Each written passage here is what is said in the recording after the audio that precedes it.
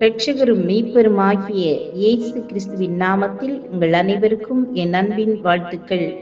இன்றைய நாளுக்கான வேதவசனம் சங்கீதம் 138 6ஆம் வசனம். கர்த்தர் உயர்ந்தவராயிருந்தும் தாழ்மை உள்ளவனை நோக்கி பார்க்கிறார், மேட்டிமையானவனையோ தூரத்திலிருந்து அறிகிறார். 2 பேர் ஜெபிக்க சென்றார்கள். ஆலயத்தின் உள்ளே ஒருவன் தன்னை தாழ்த்தாமல் ஜெபித்தான். வாசலில் ஒருவன் தன்னை தாழ்த்தி ஜெபித்தான். தேவன் இவனை நோக்கி பார்த்தார். அவன் கேட்ட கிருபை வாழ்வை தந்தார். அதை பெற்றிருக்கிற நாம் நம் குணாதிசயங்களில் எப்படி இருக்கிறோம்? இந்த உன்னதமான தேவன் தன் வாழ்க்கையிலே தந்த நன்மை என்ன என்பதை தாவீது சுட்டி காண்பிக்கிறார். நாம் துன்பத்தின் நடுவிலே நடந்தாலும் கர்த்தர் நம்மை பாதுகாக்கிறார். சத்துருக்களின் கோபம் நமக்கு எதிராக பற்றி எரியும் போது கர்த்தரின் கரம் நம்மை பாதுகாக்கிறது.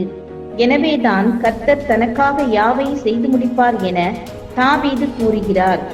நமது தேச தந்தை காந்திஜி பிரிட்டோரியாவில் இருக்கும்போது ஒரு வீதி வழியாக வந்தார். அவரின் நண்பர்களின் வீடு அங்கு இருந்தது. ஒரு வீட்டினுள் நுழைந்தார். அது பிரார்த்தனை நேரம். காந்திஜியை கண்டவுடன் பிரார்த்தனையை விட்டு எழுந்தனர். காந்திஜி பிரார்த்தனையை தொடரும்படி கூறிவிட்டு, நீங்கள் யாரை பிரார்த்திக்கிறீர்களோ அவர் எல்லாரையும் எல்லாவற்றையும் விட பெரியவர், அதனால் எனக்கு முக்கியத்துவம் தரக்கூடாது என்றார். இப்படி தன்னை தாழ்த்தின தாழ்மை உள்ளம் கொண்ட மனிதனையே கடவுள் நோக்கி பார்க்கிறார். அப்படிப்பட்ட சபை தலைவர்களை, விசுவாசிகளை இப்போது காண்பது அரிது. இயேசு கிறிஸ்து இந்த உலகத்தில் தம்மை தாழ்த்தின பொழுது அவருடைய நியாயம் எடுத்து போடப்பட்டது. அவருடைய வம்சத்தை யாராலும் சொல்லி முடியாது. அது அவ்வளவு திரள் கூட்டமாக இருந்தது.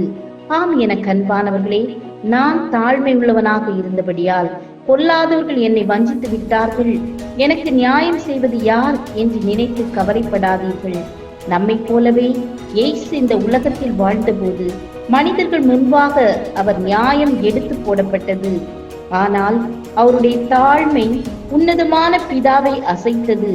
பரலோக நீதி அவரை உயர்த்தி கனப்படுத்தியது. இந்த ஆண்டவர் நமக்கும் உதவி செய்வார். ஜெபம் செய்வோம். பரிசுத்த தேவனே, எங்கள் உயர்விலும் தாழ்விலும் தாழ்மையான மனநிலையை தரித்துக் கொள்ள உதவி செய்க. இயேசுவின் நாமத்தில் பிதாவே, ஆமேன், ஆமேன். God bless you.